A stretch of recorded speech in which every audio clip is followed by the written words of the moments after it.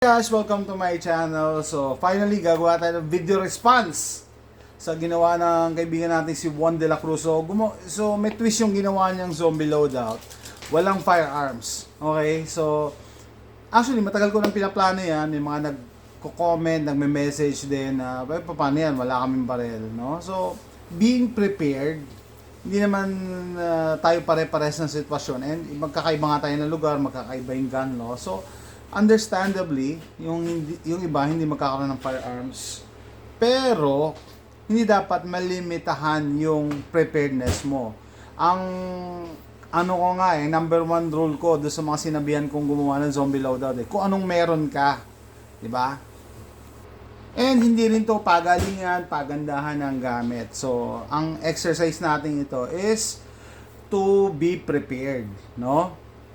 So, imagine yung iba, may kakayahan nga, may barrel, may ano, pero hindi naman nagpe-prepare. So, sino mas lamang, di ba? So, mas lamang yung mga nagpe-prep.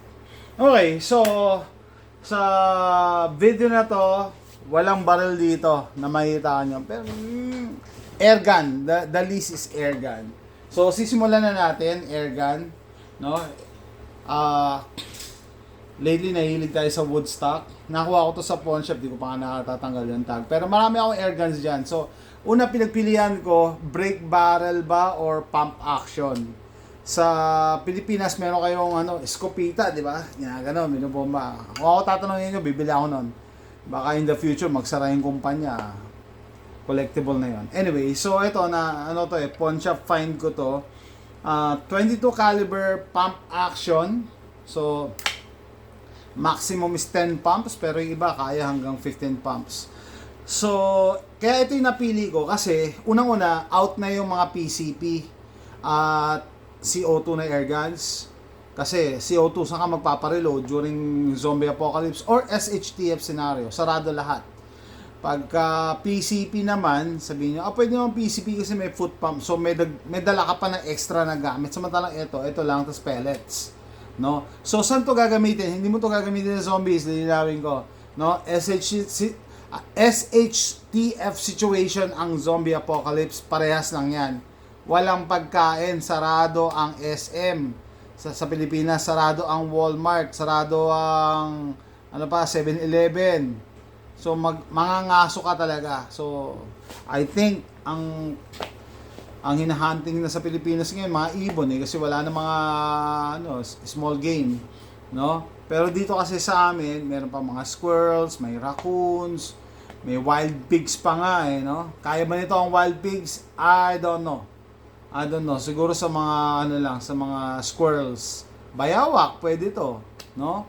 So, air gun, as much as possible, 22 caliber. Wag na kayong bababa sa 177.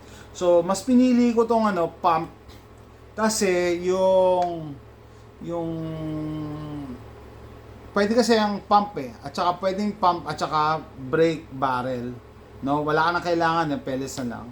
So, pero mas pinili ko to kasi pwede kong i-adjust yung power. Pagka malapitan lang, hindi kailangan sobrang lakas. Baka kasi maka-attract. May sound pa rin na pinoproduce ang air gun guys. Kaya iba kinakabitan pa rin ng moderator ng mga air guns. Okay, ayaw mo ng ingay. Mas madali kasi isuppress to. Yung break barrel hindi mo masosuppress May tuwang. Yung gatawag nila may tuwang. So, eto. So, ang purpose nito is for gathering food. Putting food on the table. No? Okay. So, we got this out of the way. Classic. Hindi na to available.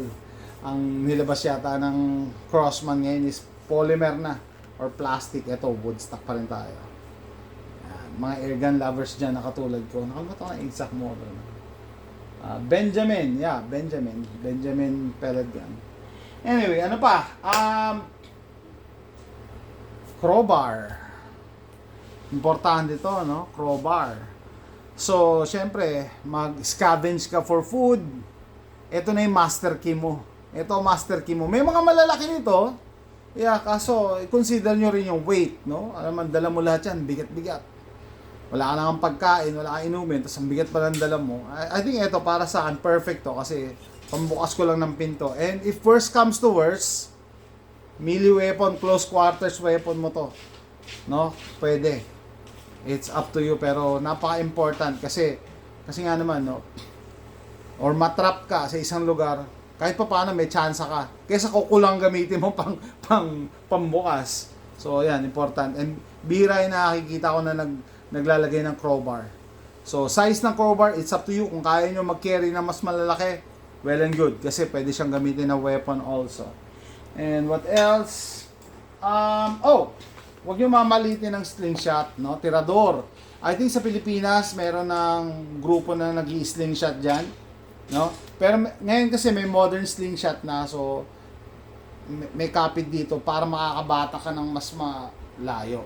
So kahapon, nung nilabas ko to, nakita ko na sira-sira na tong rubber part niya, no? Yung elastic rubber part. Order pa ako bago sa Amazon, tapos yan, meron akong spare. Ingatan nyo lang na itago sila sa mainit na lugar kasi naluluto yung goma. 'Di ba? Huwag sa mainit na lugar. So maganda yung ginawa ni Sir Juan de la Cruz. Nagalagay siya rito ng shower ring para yung magiging sling bow. No? Alam niyo yung sabi ko nga yung gamit ng mga sige-sige Sputnik. Ginagamit nila pako, tinataliman nila, tapos nilalagyan nila ng feather nga ba? Nakalimutan ko yung tawag dun pang-control yun ng flight So kahit pa paano, makapag-damage yan. Pwede mo rin magamit for hunting. Kung effective ba sa zombies, I don't know, kung ilang foot-pounds. Kasi, depende, sabi ng AI dun sa video ni Bangs Enrico, to break the skull daw is 50 to 70 pounds, foot-pounds of energy. Ang alam ko sa mga nag-air guns, 12 foot-pounds of energy can break a clavicle, no, buto. Pero yung mga 22 LR daw, 140 foot-pounds of energy. Kaya, eto, hindi ko pa alam kung depende kasi, kung malakas kang magbatak, kung depende sa setup mo Tapos gagamit ka ng yung mga bearing na ball, na feature yan sa hindi ko ito makalimutan, sa Shake, Rattle, and Roll. Bearing na yung pinalaban niya doon sa pinaka kalaban, no? Anyway, so don't underestimate the slingshot. Pero kung may slingshot kayo, you need to practice. Hindi to madaling gamitin. Hindi madaling makatama. Nakakabilib nga yung slingshot group sa Philippines. Talagang very precise. Okay? So more on food gathering, no? Hindi naman talaga defense to for zombies, pero it always goes hand in hand na pagka merong SHTF, sarado ang grocery. Okay? So maghahanap ka ng makakain. At least, mas malayo ang reach nito kaysa kamay na may pamalo. Kung ibon, nasa puno, di ba? So yan, slingshot. And kung sa tao naman, or sa zombies, yun nga, gagawin natin yung mod. Hindi ko pa ginawa kasi meron akong pinag-iisipan design. Sabi ko kay Juan de la Cruz, pwede siguro dalawang ring, isang malaki at isang maliit para mas accurate yung sling bow. Paprojecting ko yun. Ayun, pag ginawa mong sling bow to, pwede na to sa tao, pwede rin sa zombies. Okay, what else? Oh, you need a pair of gloves. Paalala lang, no? Ilang beses na yung napapanood natin sa zombie apocalypse, nakakagat sa kamay. Mag-gloves kayo. No? Hanggat kaya pang bumili, tapos mura lang naman ang gloves. Diba? Kasi sa wilderness, sa camping nga, iba nag-gloves kasi masusugatan ka, sa ludsod, walang ospital. Sarado rin ang ospital, sarado ang PGH pag may SHTF, no? So, mga simpleng bagay na malaking may tutulong sa'yo. And, since walang ospital, prone ka sa infection, wala sarado mercury, sarado ang South Star drug, mas maganda i-prevent mo na lang na masugatan ka, lalo na sa kamay na part. Next, syempre knife. Marami akong knives pero ang requirement ko lang sa knife, kahit gaano kamura yan, dapat full tang, buo hanggang dyan. Sayang nga, hindi ko lang nailabas, meron akong Rambo knife na nabubuksan dito sa ilalim, tapos may first aid, merong kit sa loob, may sewing kit, tsaka may fish hook. Ganun, hindi ko nakuha. Next time na lang, no? Kasi pwede mo rin siya isaksak sa kapirasong kahoy, magiging sibat na siya. Magandang option yun. So, reminder lang, no? So, pag bibili kayo ng knives, as long as full tang, buo, walang putol dito, mas matibay yan. And I suggest yung may capability na pwede mong gawing sibat. Pag naginawa mo ang sibat yon, magandang gamitin na rin yun na melee weapon kasi malayo pa lang manuneutralize mo na yung zombie. Siyempre, flashlight, no? Napaka-importante ng flashlight. May mga flashlights na rechargeable via solar and okay. And syempre, meron na rin mga portable backpack na solar chargers. No? Napaka-importante ng light. It's up to you. Yung iba nga may mga sharp edges pa, pero I think ito okay na para sa akin to.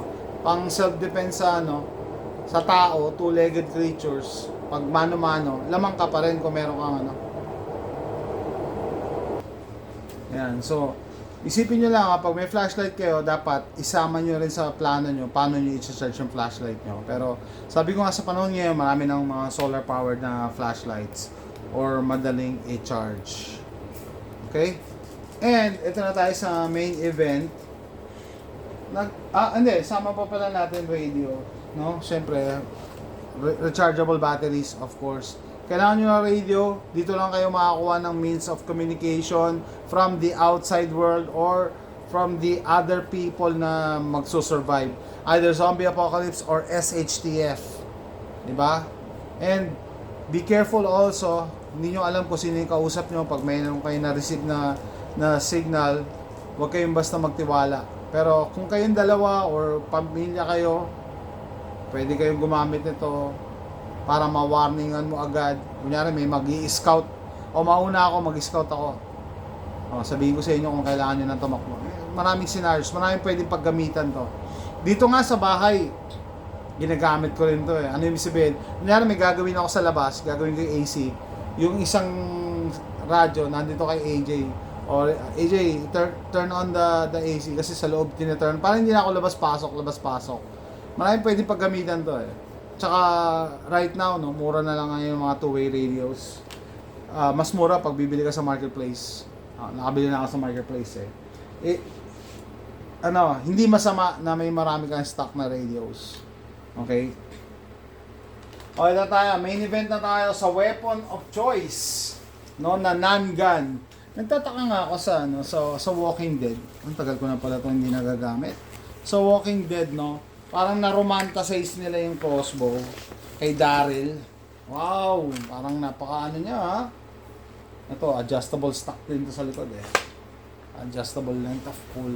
Ito yung ginamit ko na first deer sa buong buhay ko. 50 yards. Tinamaan ko sa sa heart. Paano ko nalaman? So nandun ako sa tree stand.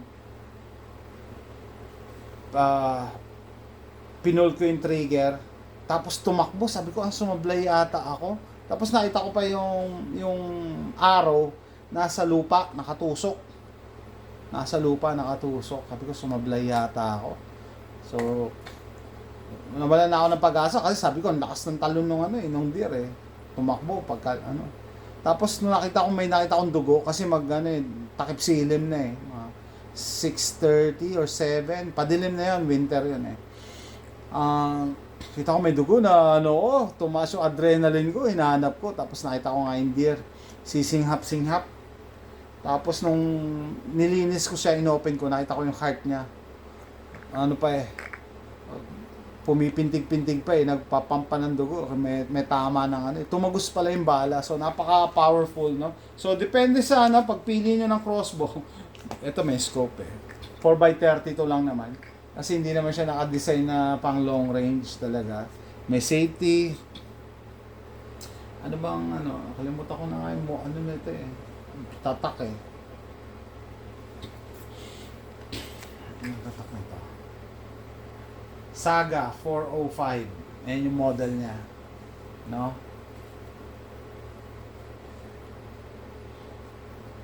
So yun nga, sabi ko, bakit yan i-romanticize sa Walking Dead?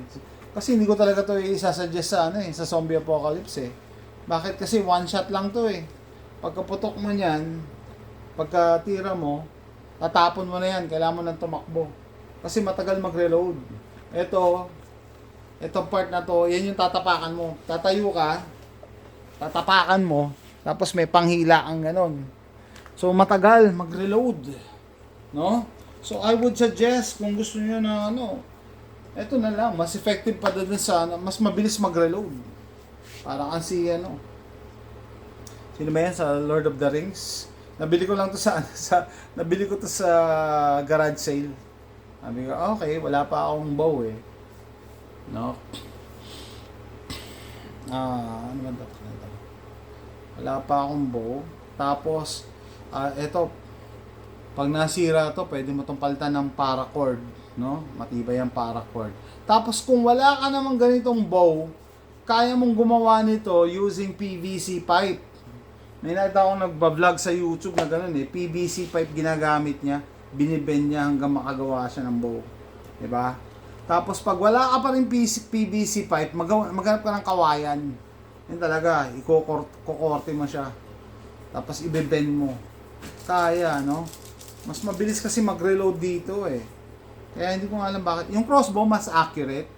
Pero one shot lang siya. Dapat nasa elevated tower. Para hindi ka maabot ng mga kalaban mo. Pero eto, tapos magaan lang pati to. Ang gaan lang niya. No? Compared mo doon, no?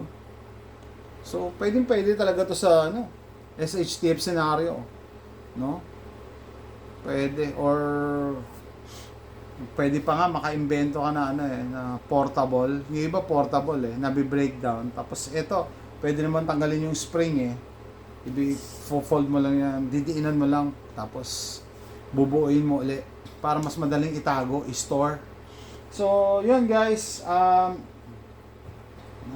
nakakompleto na tayo. Yes. Yan, no? Kung kayo nasa Pilipinas na nahirapan mag-acquire ng barel, I understand, hindi naman lahat tayo pwedeng magka-barel talaga, no? Do with what you have, kung anong meron dyan, and ano yung pwedeng access mo. Diba? So, ito yung, pinakita ko lang din yung options na meron ako just in case na wala ng bala. Pag wala ng bala, wala ng silbi yung baril di ba? At least ito, magagamit pa natin. Lalo na to. Pag kutsilyo, multi-purpose yan Ganda nito. Gusto ko yung finish niya tsaka yung kahoy. So with that, hopefully na-inspire kayo na mag-prepare din. Kasi 'di ba sabi ko, some things are better than nothing. Kesa wala. 'Di ba? Pag wala, hihiga ka na lang diyan kesa magta-try ka pa mag-survive. Eh syempre, magkakaiba tayong sitwasyon, baka yung iba may mas maisip pa na maidagdag. Pero ang bihira talaga ako nakakita yung crowbar. Multi-purpose to Pwede mo to pang self-defense, pwede pang pang bukas ng bahay or pang escape. Pagka na-trap ka sa bahay na nasusunog, mas malaki, mas maganda, pero i-consider niyo yung weight. So, with that, tatapusin ko na yung video na to, Salamat sa mga nagsusupport sa channel ko. And kung natatawa kayo sa word na zombie, edi SHTF loadout na lang, no? So, ang importante kasi is be prepared, especially with what you have in the house, 'di ba? So with that, tapusin ko na to. See you next time. Bye.